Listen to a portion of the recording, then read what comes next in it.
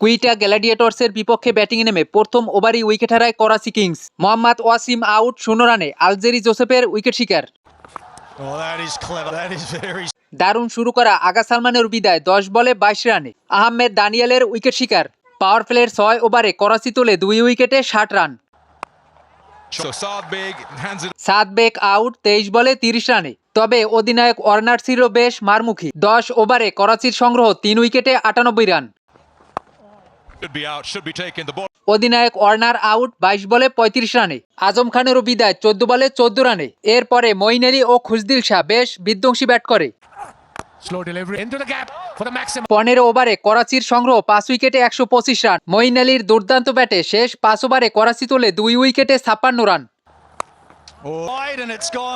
এতে 20 ওভারে করাচি কিংসের সংগ্রহ 7 উইকেটে 181 রান। মঈন আলী অপরাজিত 29 বলে করে 48 রান। আহমেদ দানিয়েলের 3 উইকেট শিকার। 182 রানের বিশাল টার্গেটে উড়ন্ত শুরু কুইটা গ্ল্যাডিয়েটর্সের। ওপেনার শামিল হোসেন ও অধিনায়ক সৌদ শাকিল বেশ বিধ্বংসী ব্যাট করে। 4 ওভার 2 বলে কুইটা স্কোরবোর্ডে বিনা উইকেটে 50 রান পূর্ণ করে। পাওয়ার প্লের 6 ওভারে কুইটা গ্ল্যাডিয়েটর্সের সংগ্রহ বিনা উইকেটে 75 রান।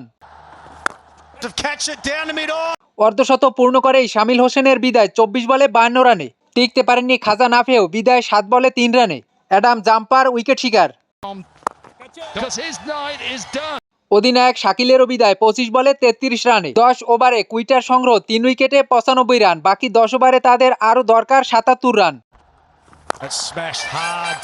এরপরে দলের ব্যাটিংয়ের হাল ধরেন রিলি রুশু ও হাসান নওয়াজ। 15 ওভারে কুইটা গ্ল্যাডিয়েটর্সের সংগ্রহ 3 উইকেটে 124 রান।